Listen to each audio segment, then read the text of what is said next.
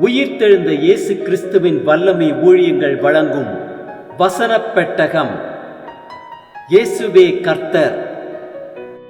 இயேசுவையே தேவன் ஆண்டவரும் கிறிஸ்துவுமாக்கினார். இயேசுவே ராஜாதி ராஜா, கர்த்தாதி கர்த்தா. கிறிஸ்துவே மரித்தோர் மேலும் ஜீவனுள்ளோர் மேலும் ஆண்டவர். கிறிஸ்துவே போதகரும் ஆண்டவருமாயிருக்கிறார். வசனப் பெட்டகத்தின் இன்றைய தின கருப்பொருள்: இரக்கங்களின் தேவன். அவருடைய இரக்கம் அவருக்கு பயந்திருக்கிறவர்களுக்கு தலைமுறை தலைமுறைக்கும் உள்ளது. இரக்கங்களின் தேவனை குறித்ததான வேத வசனங்களை பார்க்கலாம். யாத்திரையாகமம் 20:6 வாசிக்கிறோம்: என்னிடத்தில் அன்பு கூர்ந்து என் கற்பனைகளை கைக்கொள்ளுகிறவர்களுக்கோ 1000 தலைமுறை மட்டும் இரக்கம் செய்கிறவராயிருக்கிறேன்.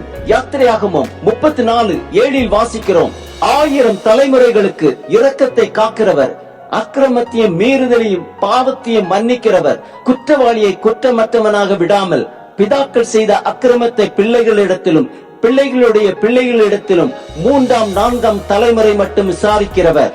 சங்கீதம் 86:15 வாசிக்கிறோம்: ஆனாலும் ஆண்டவரே, நீர் மன உருக்கமும் இரக்கமும் நீடிய பொறுமையும் பூர்ண கிருபையும் சத்தியமும் உள்ள தேவன். நீதிமொழிகள் 28:13 வாசிக்கிறோம்: தன் பாவங்களை மறைக்கிறவன் வாழ்வடைய மாட்டான், அவைகளை அறிக்கை செய்து விட்டுவிடுகிறவனோ இரக்கம் பெறுவான். யூதா 1:21 வாசிக்கிறோம்: தேவனுடைய அன்பிலே உங்களை காத்துக்கொண்டு நித்திய ஜீவனுக்கு ஏதுவாக நம்முடைய கர்த்தராகிய இயேசு கிறிஸ்துவினுடைய இரக்கத்தை பெற காத்திருங்கள்.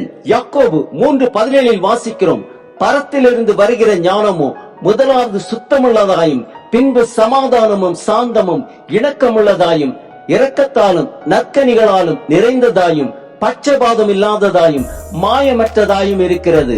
யாக்கோபு 2:13 வாசிக்கிறோம்: இரக்கம் செய்யாதவனுக்கு இரக்கமில்லாத நியாய தீர்ப்பு கிடைக்கும், நியாய தீர்ப்புக்கு முன்பாக இரக்கம் மேன்மை பாராட்டும். லூக்கா 6:36 வாசிக்கிறோம்: ஆகையால் உங்கள் பிதா இரக்கம் உள்ளவராய் இருக்கிறது போல நீங்களும் இரக்கம் உள்ளவர்களாய் இருங்கள்.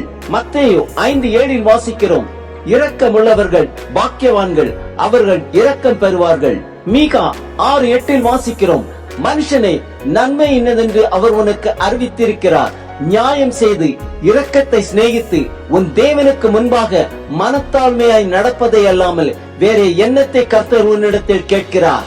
யோவேல் 2:13 வாசிக்கிறோம்: நீங்கள் உங்கள் வஸ்திரங்களை அல்ல, உங்கள் இருதயங்களை கிழித்து உங்கள் தேவனாகிய கர்த்தரிடத்தில் திரும்புங்கள்.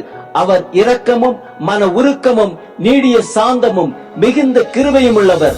அவர் தீங்குக்கு மனஸ்தாபப்படுகிறவராயிருக்கிறார். ஓசியா 6:6 வாசிக்கிறோம்: பலிகளை அல்ல இரக்கத்தையும் தகன பலிகளை பார்க்கிலும் தேவனை அறிகிற அறிவையும் விரும்புகிறேன். தானியேல் 1:9 வாசிக்கிறோம்: தேவன் தானியேலுக்கு பிரதானிகளின் தலைவனிடத்தில் தயவும் இரக்கமும் கிடைக்கும்படி செய்தார். சங்கீதம் 103:8-9 வாசிக்கிறோம்: கர்த்தர் உருக்கமும் இரக்கமும் நீடிய சாந்தமும் மிகுந்த கிருபையும் உள்ளவர். அவர் எப்பொழுதும் கடிந்து கொள்ளார், என்றைக்கும் கோபம் கொண்டிரார். சங்கீதம் 145:9 வாசிக்கிறோம்: கர்த்தர் எல்லார் மேலும் தயவுள்ளவர், அவர் இரக்கங்கள் அவருடைய எல்லா கிரியைகளின் மேலும் உள்ளது. ரோமர் 9:15 வாசிக்கிறோம்: அவர் மோசேயை நோக்கி, எவன் மேல் இரக்கமாயிருக்க சித்தமாயிருப்பேனோ அவன் மேல் இரக்கமாயிருப்பேன், எவன் மேல் உருக்கமாயிருக்க சித்தமாயிருப்பேனோ அவன் மேல் உருக்கமாயிருப்பேன் என்றார். மத்தேயு 9:36 வாசிக்கிறோம்: அவர் திரளான ஜனங்களை கண்டபோது அவர்கள் மேய்ப்பன் இல்லாத ஆடுகளைப் போல தோய்ந்து போனவர்களும் சிதறப்பட்டவர்களுமாயிருந்தபடியால் அவர்கள் மேல் மனதுருகினார். ஆம், கர்த்தருடைய இரக்கம் அவருக்கு பயந்திருக்கிறவர்கள் மேல் உள்ளது. நியாயம் செய்து இரக்கத்தை சிநேகித்து நம் தேவனுக்கு முன்பாக மனத்தாழ்மையாய் நடந்து கொள்வோம். அதையே அவர் நம்மிடத்தில் கேட்கிறார்.